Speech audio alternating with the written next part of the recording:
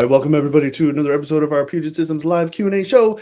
This week we're joined by Solomon Jagwe, 3D animator, filmmaker, painter, illustrator. There's a lot of hyphens, and you do all kinds of cool stuff. I loved poking around on your website, and yeah, this is quite a variety of content. It's good. Thank you so much, Houston. Right on. And so I always like to start off, just in case anybody doesn't already know, go ahead and introduce yourself. Give us a little bit about who you are and what you do. Yes. So my name is Solomon Jagwe. I am very, very happy to be here, Houston, and thank you so much for inviting me to speak with you. And I am based in the US right now, but I'm originally from Uganda in East Africa. And I've been doing art and animation for a long time. And I've been drawing since I was a kid. So it's all about storytelling that I'm trying to harness technology of today, softwares, and to tell my stories, African stories, as well as science fiction stories. Cool. Right on. Well, I guess we'll just right off the bat. Like you said, you've been drawing since you were a kid and stuff. Was there anything in particular that stands out as kind of the inspiration for your art? Yes. So if I think from a very young age, and this could also be because of our background, because as Africans, and especially as someone from Uganda, we come from different tribes. And I think Uganda is probably the most diverse country in the world right now, because we were brought together by colonial powers Okay. that decided, these tribes needed to be together so that we could, take over the land. But we learned to get along, So in that, we have different cultural beliefs and traditions. And one of the things that, for example, from the tribe that I'm from, I'm in Muganda. I'm from the Buganda Kingdom area. And we believe we have like these totems that are given to us for every clan. And so you cannot eat your totem, for example. Oh, okay. So if your totem is a cow, you can't eat a cow. But we tend to, it's mostly about wildlife, So for example, I am from the edible rat clan. Okay. There is such a thing as an edible rat, Sure. and it's actually really big, Oh. Yeah, so my clan, we can't eat that. So, Okay. but I come from that background where my grandmother, I grew up listening to her telling me stories, and you develop this, yearning or in connection to wildlife and wildlife conservation, because the cultural aspect of it encourages, first of all, not to kill them, right? Yeah. And so my art is inspired a lot by wildlife. I spent a lot of time studying nature, and that's where I get my inspiration. Even for the science fiction concept art that I create, there are a lot of influences that come from nature. Like for example, I was looking at a praying mantis, and it inspired me to create a robot, like some kind of robot, character like that. So I love studying nature. I love studying like David Attenborough, Oh, sure. those videos that they shared about nature and all that, the documentaries. I love studying those and getting inspiration from that. Oh, that's neat.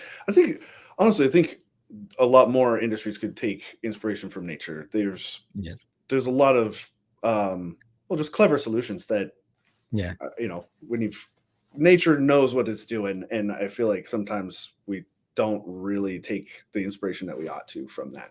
Yeah. And I think about, for example, I was watching Dune, and what they did with those jets, those they look like like what do you call them? Like dragonflies. Dragonflies, yeah. The way they design the propellers, not the propeller, but the wings, to work as propellers, just like a dragonfly. That is nature at its base, So I was so happy to see that. Yeah, that is. Yeah, I wonder how that might work in real life, though. But like if it actually like if there's a plane like that. Yeah. The pistons. When I was watching it, I watched a second time just to study the mechanics of how that would work, because I think you would need like pistons turning like an axle, like you have like a bunch of axles are connected that turn like. I don't know. You need a lot of power. Right. Yeah. That is really cool, though. The sort of like biomechanical sort of Yeah.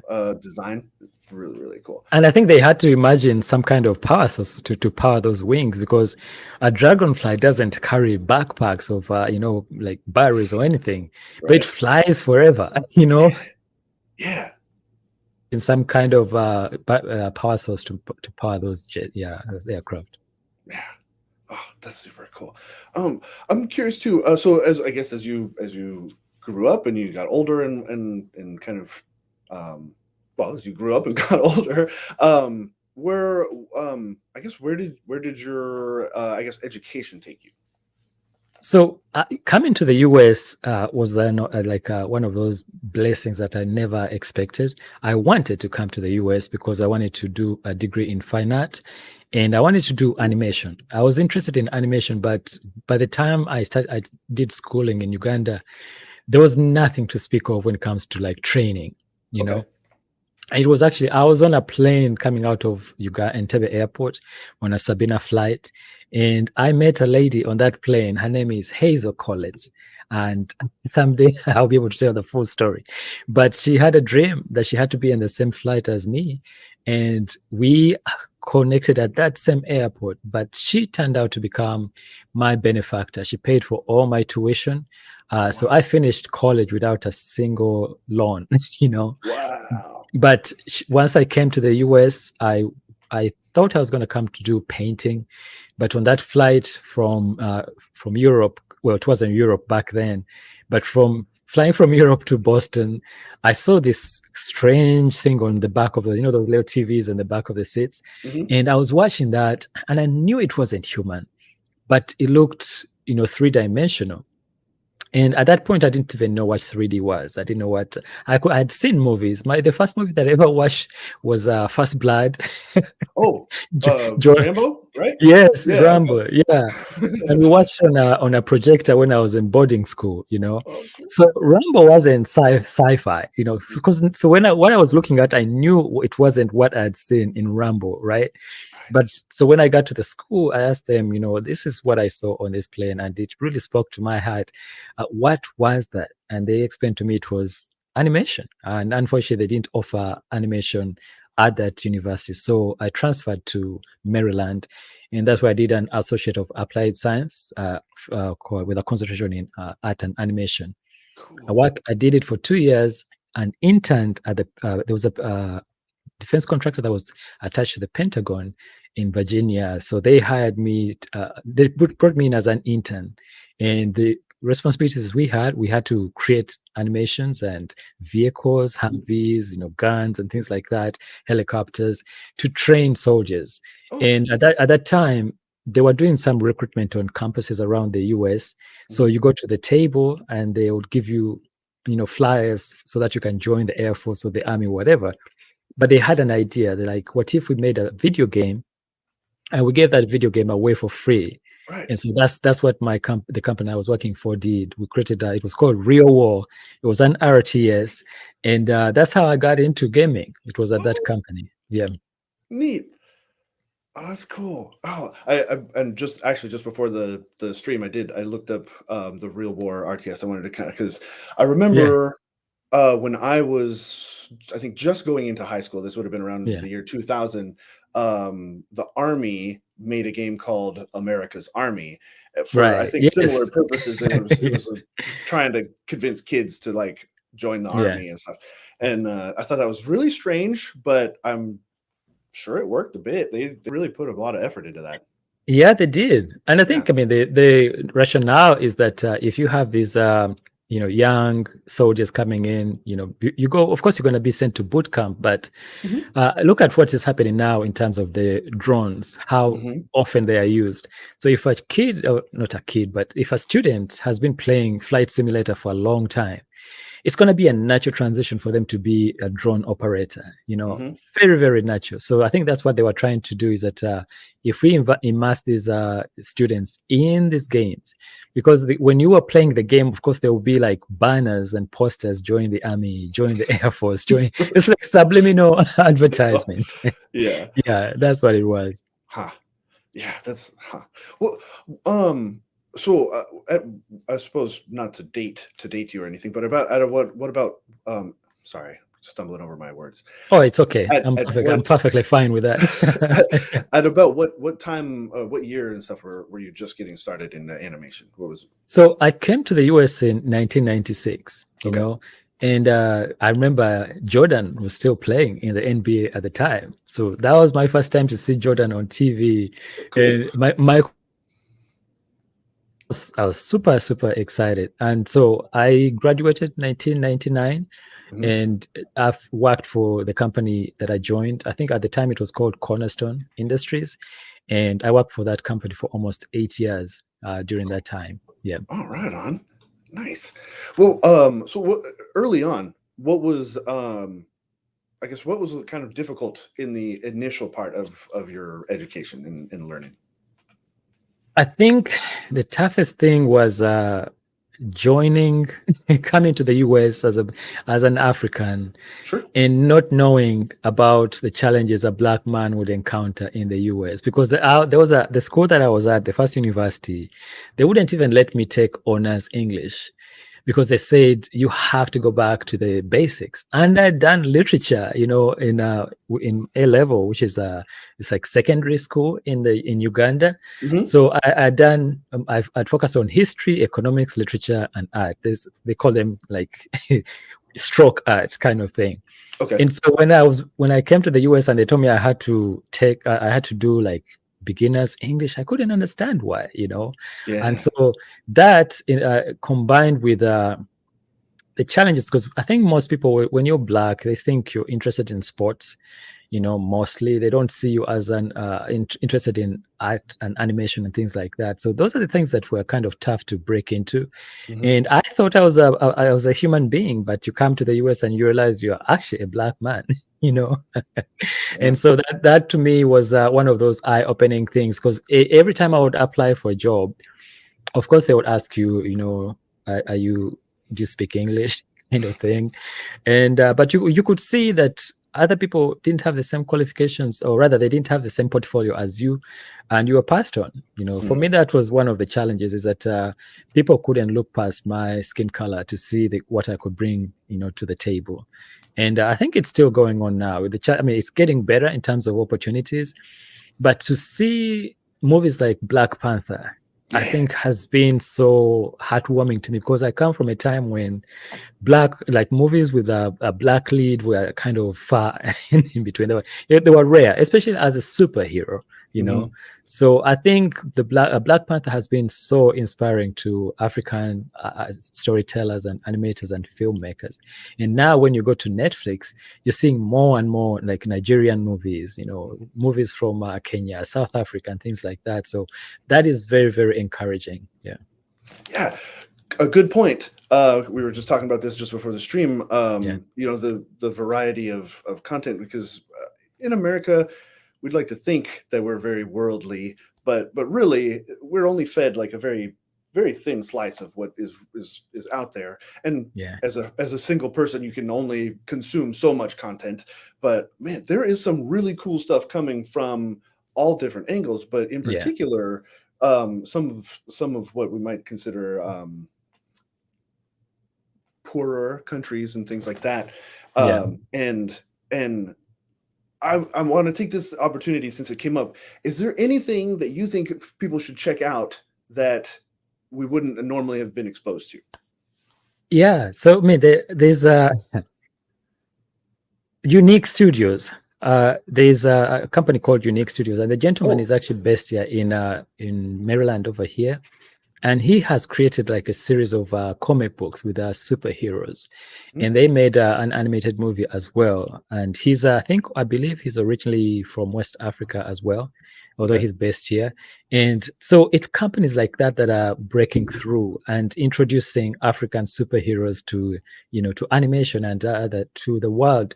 Whereas before you only heard about like DC Comics and Marvel Comics superheroes. So that is really, to me, it's so empowering that we are now seeing opportunities for African creators talking about that. And I think, for example, for Asia, was it Shang-Chi, Hmm. the, Hmm. the new movie? I think that's also groundbreaking to see like a lead that is Asian, who is actually playing a superhero of Yeah. sorts. I think it's awesome to see the variety that is opening up now. Yeah. I saw in regards to Squid Game recently being Yeah, ridiculously popular on Netflix. Uh, it was kind of embarrassing. There was a reporter who had approached the lead, and I can't recall his name at the moment, but asked, was like, "Oh, it must be like a real surprise to you. You know, you can't step out of your house without being recognized." Blah blah blah. Well, it turns out that guy has actually been really famous in Korea for like a long time, since like the '90s. He's been a big star there, and it was kind of, and it just highlights the fact that we're not exposed to a lot of different sort of content like that, and we yeah, take it for granted, I guess. It's like this is all there is, and yeah. it's Because unfortunate. we have like a plethora of like African folk tales from the continent, from the African stories, and you would think that there wouldn't be superheroes of sorts, but our culture's heritage and our stories are replete with superheroes, Sure. that we look to, and they're worlds. We talk about different worlds. We talk about people who come and change like a continent and things like that. So, and I think most people are probably familiar with movies made like Shaka Zulu, for Sure. example, right? But then that's also told from a Western point of view. Like it's important to see the point of view of the African, because now for the longest time we were waiting as Africans for someone to come in and tell us our own stories, and whenever they did that, there was always a twist. Hmm. It didn't come from the heart first of all, and then they would always leave out key things that would lift up Africans.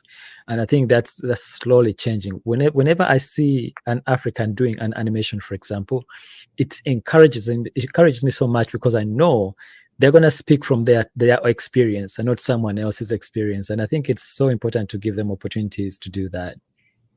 Absolutely, absolutely. Yeah, And I feel like this is like one of those sort of seminal moments in history where yeah, there's kind of easier access to tools, right? yeah. The you can make some really incredible content with just an iPhone, and Yes. even an old iPhone, new iPhone. There's all kinds of free software, and I feel like people in general are also more open to hearing these stories. Yeah. They want to understand their fellows, um, from different backgrounds and different areas of the world. I feel like we're being more and more shown that um, there are some really cool stories to be told and to be heard, and there's more opportunity than ever Yeah.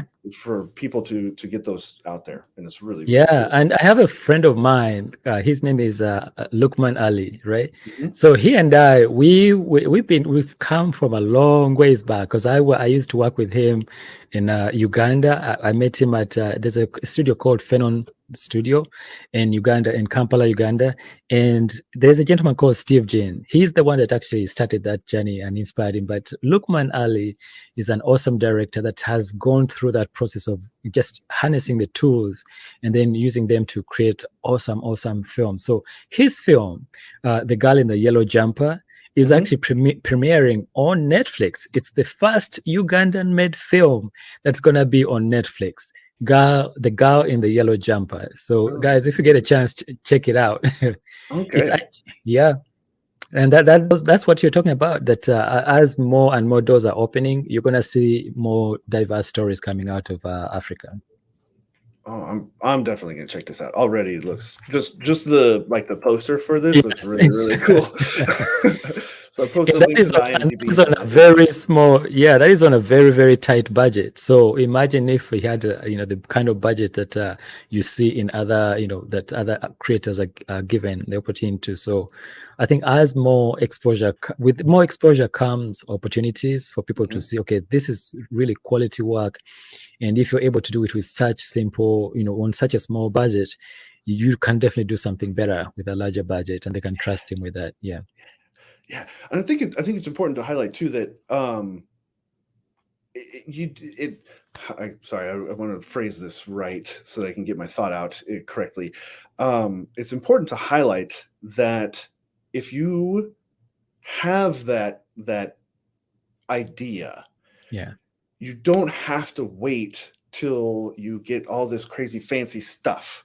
If you have something to say, if you have content, something that you want to create and get out there, don't let your meager means kind of stop you. There's so much creativity that can be put out there.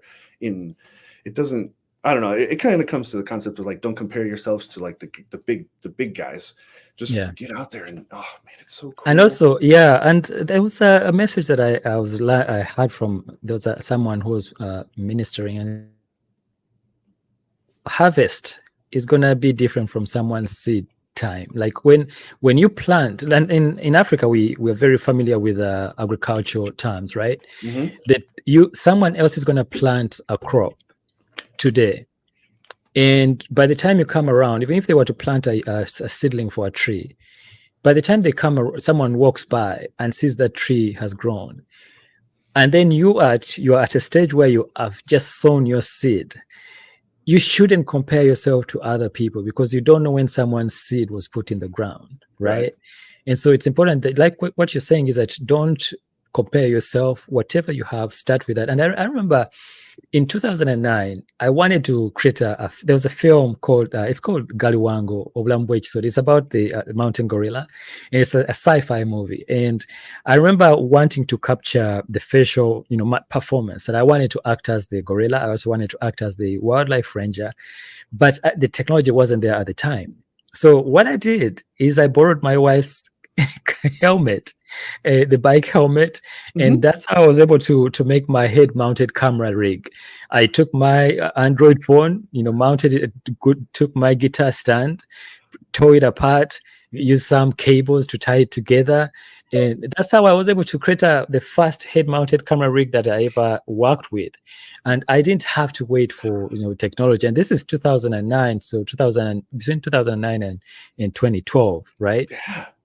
And so that's how I started. Sorry about that, the redness of the camera. Oh, that's all right. It's like it's getting dark and it looks crazy red. Yeah. No, that's okay. You're gonna have a filter on the final video. But you're right. You have to use what you have to be able to tell your story. And I think slowly but surely you make progress. And I mean, I look back now at that head-mounted camera rig, and the doors it opened because of that camera rig that I was able to share with some of the people at Faceware, that they actually were willing to look at the work that I was doing and say, you know what, let's give him a helping hand. And I remember when Mixamo was still here before they were bought out by Adobe, I went through the same process, and they saw the work that I was doing, and they were able to help me with 3 days at their motion capture, studio in California. So it takes people will see what you're doing, and that will help you. It will open doors if you just take that initial step. Yeah, that's it. I mean, to kind of continue down that path, what are some of the resources that you used early on?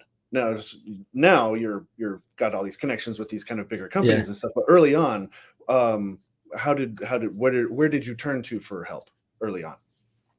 I mean, early I think when we used to want to use motion capture, most of us used to turn to Mixamo because mixamo.com at the time was the resource for motion capture files, right? Okay.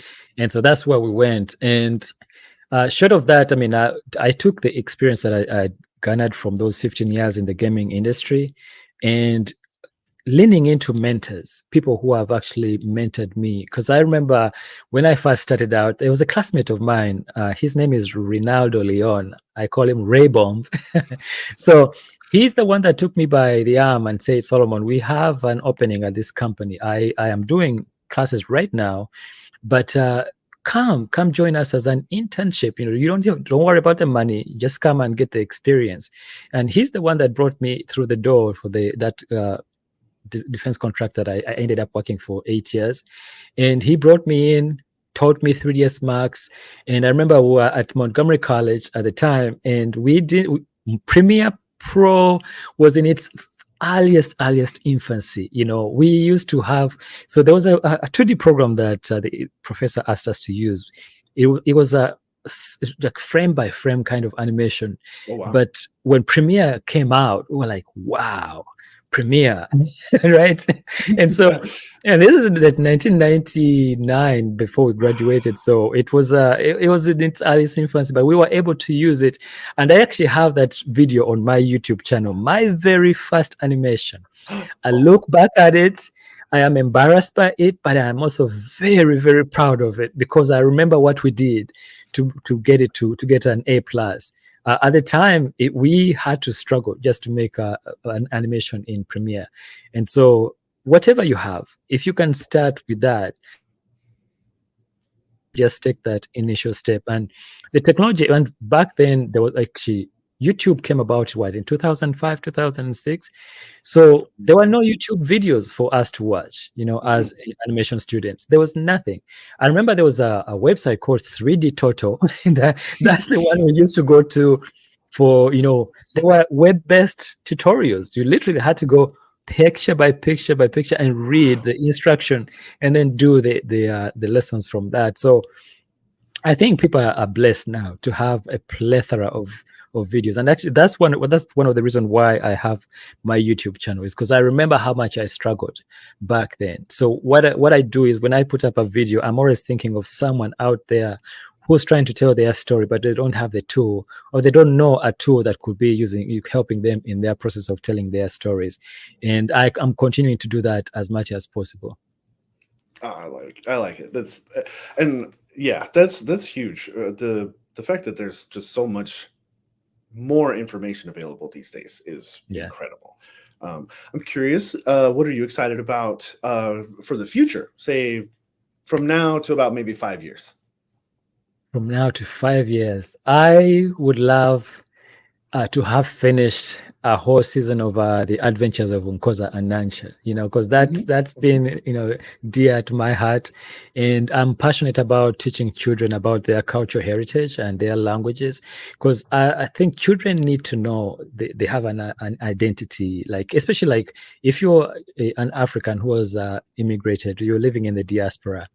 When your kids are born here in for example, the US, or even if it's the UK or Europe, they're still going to be referred to as African American, because they'll group you up in that block of people. But you have a heritage, you have culture here, you have a language, and a lot. For example, my wife is African American, and one thing that she shares with me is that she really wishes she knew who her people were, because during the slave trade, the slaves, when they were taken from West Africa to the US, or even to the Indies, they had a language along the way. Even on those ships, they were still speaking that language. But once they got to the US, those languages were lost. Fast forward to now, multiple generations later, they don't even know the languages that their ancestors spoke. And so I think it's very important for children who are in the diaspora to continually be taught what their cultural heritage is, and also to hear about the folktales. So instead of listening to Rapunzel, for example, or Cinderella, and thinking those are the only fairy tales they are, we have fairy tales in Africa, and they are in so many languages, and they're told in so many different ways. You have Bugs Bunny here, but we also have the hare in Africa. In Uganda, we call him Wakaima, Yeah, so there's parallels, and those are things that I want our kids to learn even as they're growing up here. So they have a choice. They can choose to immerse themselves in the American culture, whichever country they're in, but at least let them have that option where they have the information of where they came from, to be able to, No, that's important. I for my own stuff, I don't know a whole lot about my ancestors beyond maybe just my grandma and great grandma, maybe, or something like that. Yeah, I wanted to ask Houston, do you have Viking heritage? I know. Well, to get into it a little bit, I know my dad took a lot of effort to track our family tree as far back as he could, but it got lost in about the like Wild West times. Yeah. So like maybe mid 1800s, we couldn't track it any further than like Wild West. And so as cool as that is, like I'm a distant cousin to like the gangster Jesse James or something like that. Oh. and that's cool. That's interesting and stuff. But on my mom's side, I know that we have some Scottish background, but because she has the last name McIntyre, and so somehow that trickled down. But what does that mean, and how does that affect like our traditions and my life and the culture that I'm trying to either continue or grow from today? It'd be kind of interesting to know more about that. And I think the more we have children learning about their heritage, I think it's going to make for a more diverse like offering, for example, on Disney Plus or even Netflix, because then stories coming out of that heritage is going to be those children are going to be the ones, the storytelling effort going forward. Once all of us are gone, they are the ones that are going to be able to tell stories. So it will be such a sad story if it was generic, and it would be the rehashing the same stories that are being remade when there's so many other stories out there in the world. Yeah. And I think too, it would provide an opportunity for us to learn how similar I think we all really are. Like you mentioned, there's Bugs Bunny here, and then there's the hare in African culture and stuff. And I imagine they occupy similar positions in those stories too, right? Like the hare, kind of a tricky trickster kind of. Yes, he is a trickster. And you know what's amazing? Yeah, because before Uganda got its independence in 1962, and so prior even to all that, we had our own stories. Storytelling was like oral tradition through and through. We didn't have books. Our stories were not written down, but our grandparents and great-great-grandparents would pass on those stories through, fireside oral tradition folktelling, and that's how it was, carried on and on. So, but the hare is, we have wild hares in Africa, and they have really, really long legs, and they can run really fast.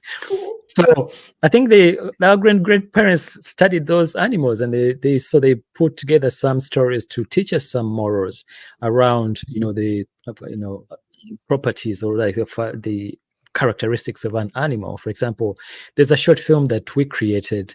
It's called The Enjovu, the Elephant Tail, and it's based on the fact that an elephant has a tiny tail, and the elephant. The story goes, the elephant was ashamed of its tail, and the mother elephant tells the baby elephant, you shouldn't be ashamed of your tail because you're beautiful, you're big, you're strong.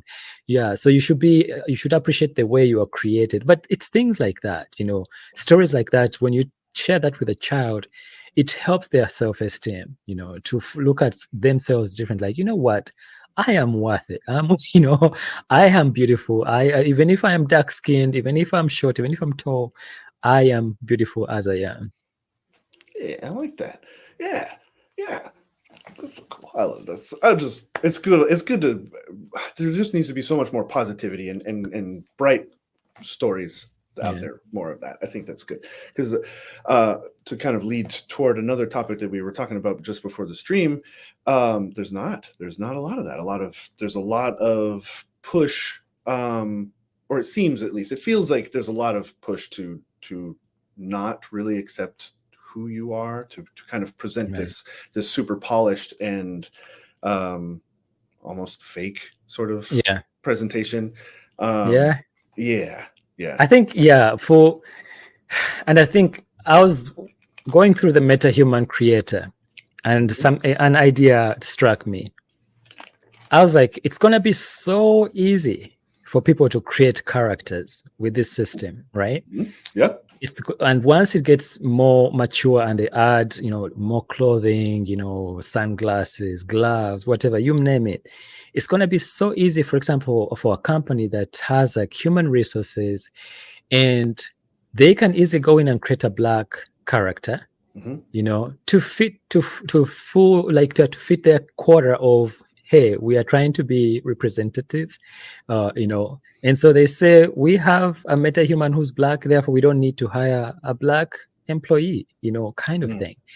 And so it's things like that got me thinking that it's going to have to be like responsibility when it comes to when this technology comes to us.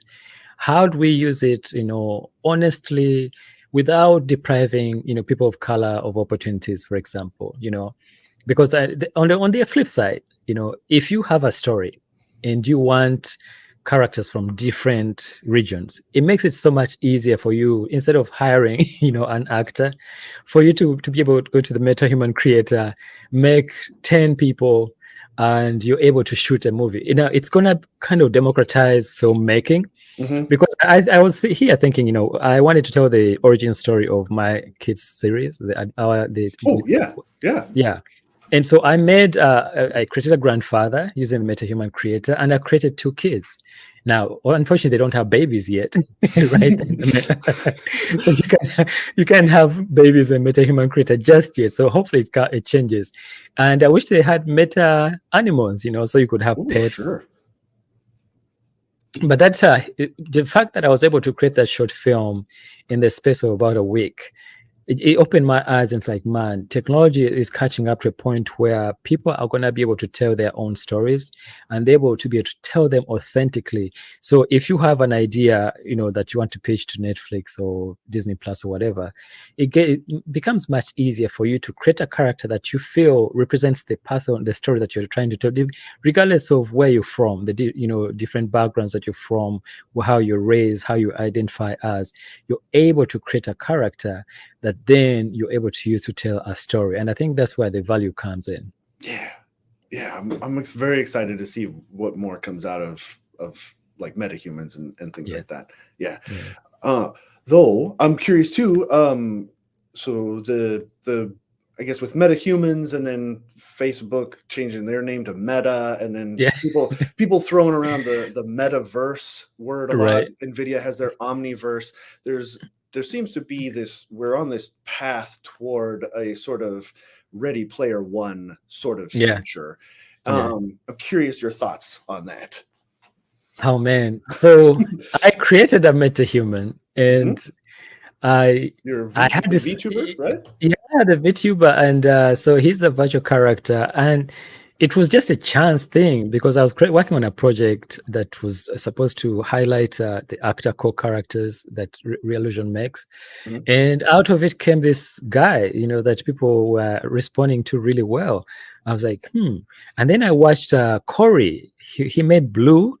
His character that met it's like a VTuber / alien / metahuman. I was really, really inspired by the work that he did. And so I was like, you know what? I love music, right? And I want my VTuber to be able to play music anywhere without being constrained. And so that's how the idea, started as I'm going to make this guy. And because he's a metahuman and a VTuber, you could actually go back in time and he becomes young.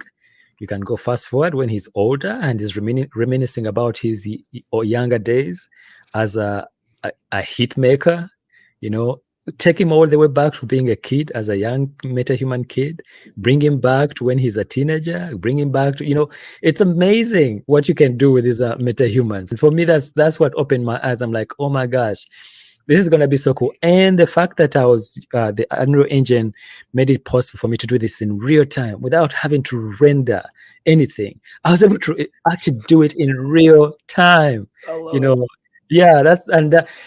I have to say, I have to take a pause and say thank you so much, Puget Systems, because without this computer that I have right now with a 3090 card and the Threadripper, my gosh, that's how I'm able to actually pull off this the VTuber, because with this kind of power, I'm able to, first of all, get like over 30 frames per second in real time, which something I never could have been able to do on my previous system. Even with I have a dual 28 Ti setup, but that one wasn't able to do it because the Unreal Engine at the time couldn't take advantage of the dual GPU setup. Yeah. So the 3090, changed my life. I was sharing with you that there was my life before the Puget system and my life after the Puget system. I'll always look back in time to the day that system came into my life because it changed the way I tell stories. It changed my ability to be able to create animations, fast animations. Even when I wanted to do like final pixel render, I could do it in minutes. Just watching this, the movie render queue just spitting out frames like that. It's like magic, and so I am super, super grateful to this system. Guys, I highly recommend it. Well, thank you. Yeah. Well, and just to kind of give a little more context to that, there was an email exchange that we had, I think about a month ago or so, where you had mentioned that to have accomplished a certain render, I can't recall. I think it was the first episode of it would have taken weeks, and with the new machine, it was like 2.5 minutes or something. So I got my machine in August, right? Right now we're in November, so yes. August, September, October. In that period of time, I've managed to do four movies in that period of time. And one of those movies is actually for a young director who is from Uganda. Her name is Siobhan, and she's directing debut, and she's already received invitations to different film festivals. It took me, that film took a year to get to that point. But once that system showed up, the productivity just shot through the roof because I could render like test scenes for her to see. We could actually, because she was in Uganda at the time, and the lady who's in charge of what is called Kemionda Kotino, she's also from Uganda. She's an actor and a director herself. She is the one that set up the fund to help these 5 Ugandan directors, and so she picked me to do the animation part of it for one of the animated films. The others were live footage, and the 5th film was supposed to be animated. And so it took us from last year, the pandemic hit, and we couldn't do much. So we had to do long distance directing. This system, we were able to, she will be in Uganda, and we do Zoom sessions where she's looking right into the Unreal Engine, and she's able to pick camera angles as a director, flying through. So we work together with a friend of mine. His name is Bruno Sekandi. He's from Uganda. And he built the village where this film takes place. And the setting is this army soldiers attack. It actually is based on is real life because the film is set in northern Uganda, and the soldiers attack the village. I wish I could actually share it, but right now it's doing the film festivals, so I can't really put it on YouTube. But the soldiers attack the village, and so I had to offer her an opportunity to go through the entire village and pick key shots where the trucks drive through, where the soldiers are firing, where the little girl is, gonna be at the time, without me giving away too much. But it made a huge difference being able to do that in real time, for her to rotate the village, go down to the ground level, look at all the decals and the huts, and they actually turn on the fire so you can actually see where the action has been taking place, and be able to see the dust of the truck as it's driving through the village. It's like life changing. Yeah. Oh, that's cool. How tough was it to do that sort of remote? That's long distance. I mean, that's 8+ hours of time difference. Like, how did you guys accomplish that? We did Zoom. It was a Zoom session that we did, and then I would share my screen. Fortunately, with that, when you do the sharing screen, it's in 1920 by 1080, but the videos are always kind of dumped down, so she could see it in real time. And I had to stay up late because you're right, we have 8 hours behind us, and so when it's 7 a.m. In the morning, or it's midnight, or before midnight over here. And so it was a challenge, but that's, I think, having a machine that can handle that kind of data made a big difference, because then I could show her unlit, and I could also show her with the setting in Unreal Engine set to lit, so she could see the final render and make a decision. Okay, that shot, I'm signing off on it. Let's move on to the next one, and things like that. So it's I don't know how I can even I feel like I want to say everything in one second, but that's how much of a difference the system made. And having a card with a computer with a 3090 card, and there was a choice between the higher end card that has the 48 gigabytes of RAM, and the one that I have right now.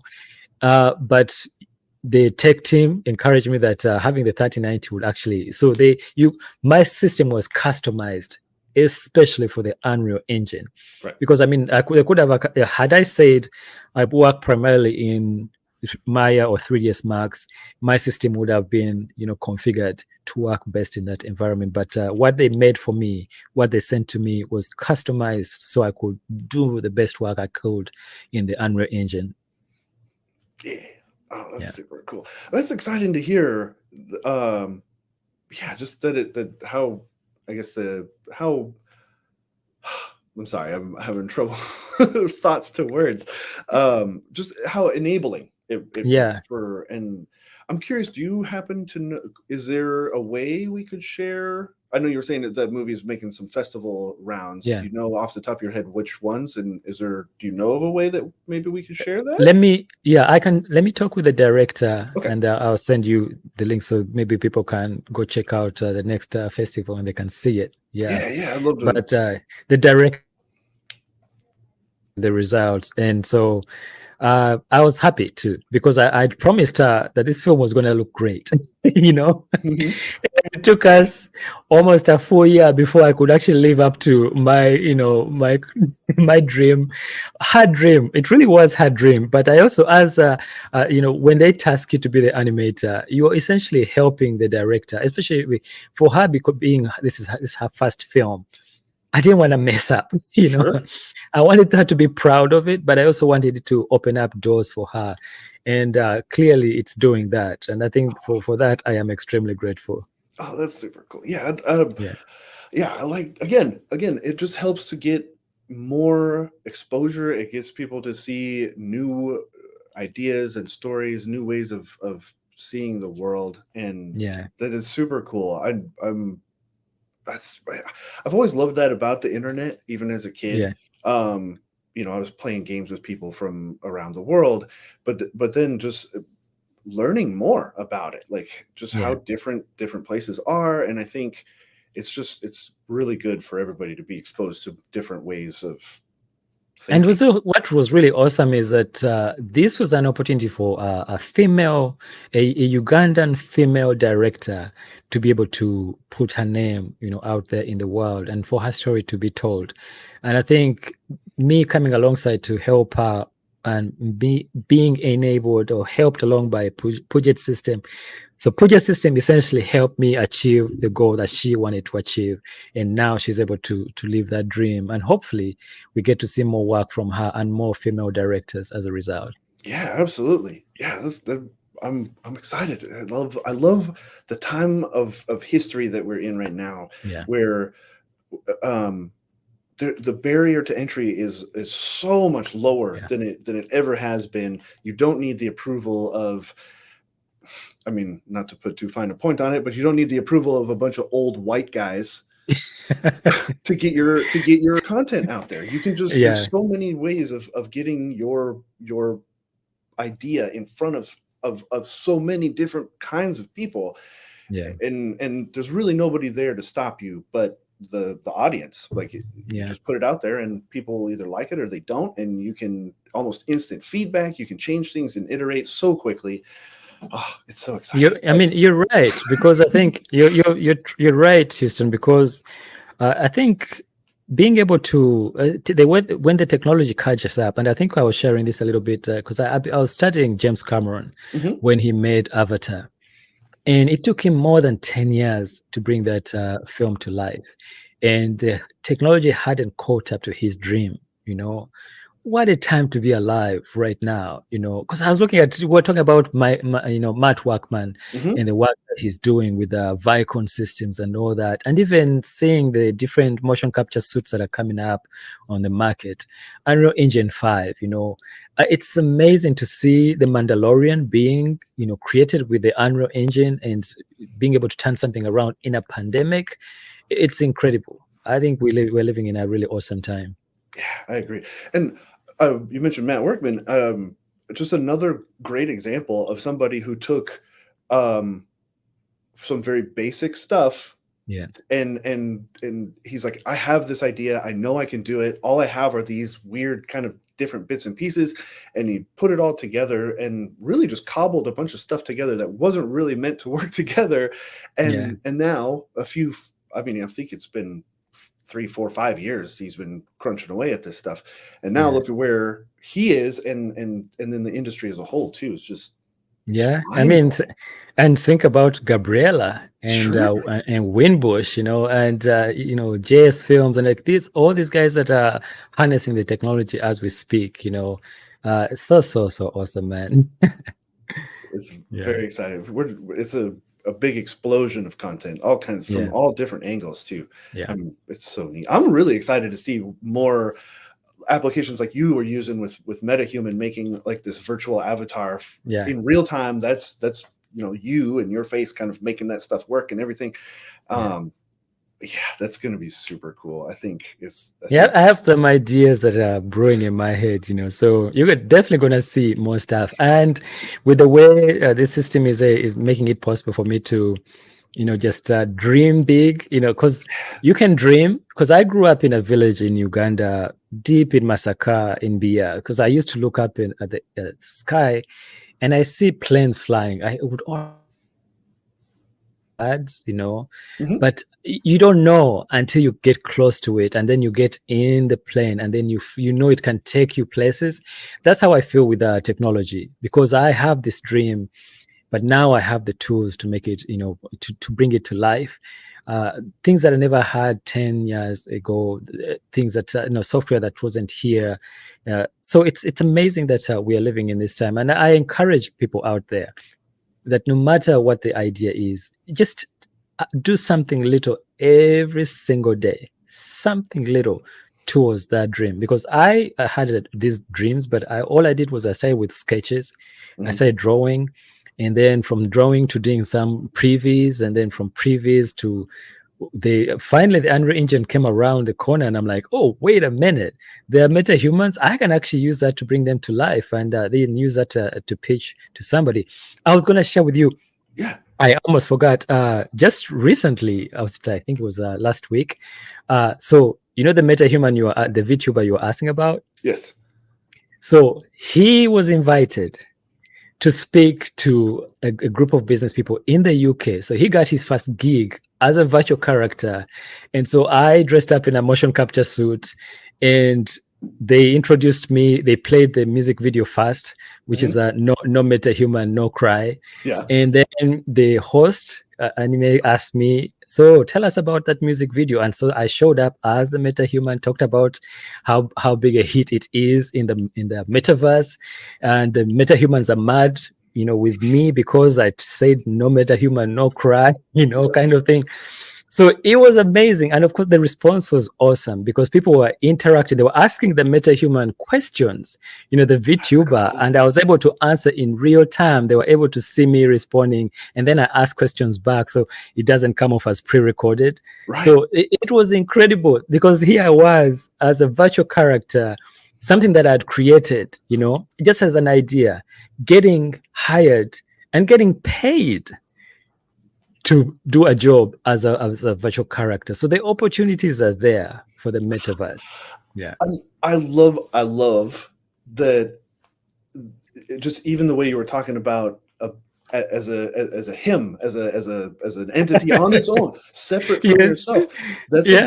that's an important thing to mention, because that's a huge mindset shift. This isn't just, oh, it's a character, it's a Yeah. person. It's no different than if you were acting as, in a live action film or something. But this, I love how you referenced it in a way that this character exists separate from yourself. I think Isn't that's that very wild? interesting. Yeah, Yeah. it is. Well, you know what's amazing, that other people recognizing that and then saying we want that character to come to our event, because they do this event every year, and they actually do it in they physically, before the pandemic, they used to meet at a beach. They would Okay. actually congregate at the beach and talk business, and they would have like breakout groups and things like that. So this time around, because of the Unreal Engine, I was able to recreate like a beach scene. I just went to the Unreal Epic Games marketplace, picked up some items, put together a beach scene, and I was able to show up on their event at a beach. And they were all like, "Man, we wish we could be right there." And during the creating process, one of the leaders asked me, so he said, every year we try to have the guests wear something purple. Okay. Is there something you can change in that scene to be purple? I was like, oh yeah, I can change the drink to be purple. I went in, changed the material color to purple in real time, and they were like, yes. That's awesome. I love that concept of, Yeah, because I mean, it's just the implications, like, for the future of that sort of yeah, mindset, or just the look of it. Like, they hired you, kind of, but almost more kind as of. like an Yes. agent for the Yes, character. absolutely. Yeah, And that's incredible, because that means, like, someone, such as yourself, you could have a whole set of different characters for different yeah. applications and stuff. And like, it just, ooh, man, Absolutely. so cool. You become almost like an agent of actors that you've created, and people can come and hire them. Think about that. Someone who has been, if you were like a director, right? Mhm. And then it's like your character could actually become popular to the point where they might hire him to show up in a real movie. In the future, they might hire your character film as himself, maybe taking on the role of somebody else, like how Denzel plays multiple roles. Mhm. Your creation could be hired to play a role for somebody else's, Oh, film. that's actually a kind of a mind-blowing thought, because there's plenty of people out there who do like voices and impressions, or things like Yeah, that, and who maybe aren't necessarily comfortable with their own self being yeah, on a camera or whatnot. yeah, And so, well, then it's really not that difficult or that big of a leap to say, well, you know yeah, what, I can do this accent really well, but maybe I should look a little different way, or whatever. And it's really cool. I like yeah. this idea a lot. It's really, really neat, Yeah, because because even then, because I was thinking that if, for example, my metahuman, the VTuber, if they were okay, they love him, they hired him this year, but maybe next year they want him to show up at a different event, dressed different, maybe a younger self, because it's the metaverse after all, Mhm. right? So you could have created versions of him so he can actually be. Now, the key thing is that they still want your voice, though. Right. That is the key, is that they still Mhm. want to connect with you because the character has to embody your voice. And I think that's the unique part of it, is that people still are interested in you, how you Right. brought this character to life. Yeah. Yeah. Oh, yeah, because that is an important distinction. It's still kind of you, but like, you're Yeah. wearing a costume in a sense. Yeah. But still, it's really, really. Just like you say, Real Player One, right? Mhm. Yeah. Yeah, and that, I suppose, you stretch that out far enough, and that does kind of get you into the sort of sticky, maybe I Yes. think we'd mentioned earlier about the moral implications of some of Yeah. the virtual world sort of thing, and maybe the dissociation between your real self, I suppose, and perhaps the character that you, because yeah, that can be real interesting. Yeah. Do they like you, or do they Or do like they the like? character? Yeah. Yeah. Yeah. And I think that's one of the things that Facebook has been grappling with, and, the implications of social media and what it's doing to teenagers and things like that.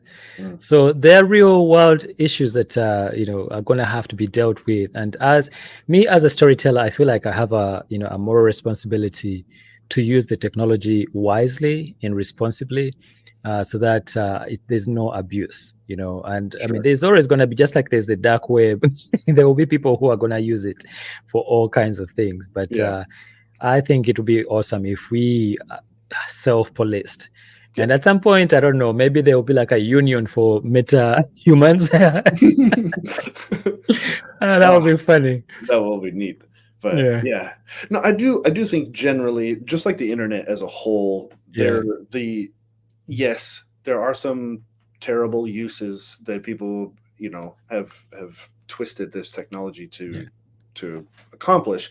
But overall, I feel the impact, especially as this metaverse sort of, these virtual world sort of concepts grow, I do think overall it will have a positive impact and a good. It is a good thing. It's going to be tricky to navigate how we use these tools. Yeah, very true. Very, very true. Yeah. We're just at our hour. Is there anything else you'd like to talk about or mention or shout out? Anything people should see or go? Yeah, so I mean, if people get a chance, they could check out the adventures of Nkoza and Nancha. Please subscribe to our YouTube channel, and feel free to subscribe to my YouTube channel as well, because I'm always out there trying to help my fellow creators to bring their visions to life, and I'll continue to do that for as long as I have breath. And I encourage people, wherever you are in this pandemic, please take heart. Don't give up on your dream. Just try to do something every single day to put towards that dream, as always. Yeah. Just dare to dream big.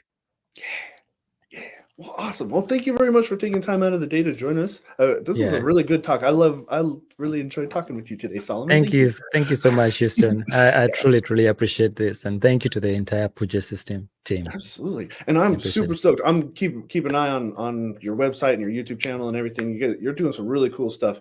And I'm excited to see you grow in the future that you have. This is super cool. Thank you. We didn't get a chance to take questions, but maybe another time. Yeah, for sure. Yeah. And as I always like to thank the audience as well for joining us. We do this every Wednesday. Sometimes we have external experts like Solomon on, and our own little potpourri of internal experts like Matt and our support and our sales team as well come on every once in a while to help you guys out, because we always like to kind of give a peek behind the curtain of how the content that you consume on a regular basis is actually created, and some of the things that I think the general audience just kind of takes for granted and how it actually comes to be. So do mark your calendars, to set a reminder, tell your friends, Wednesdays, 1 p.m. Pacific, right here on YouTube and Twitch. So yeah, thank you guys very much, and we'll see you all next time. Thank you. Thank you so much.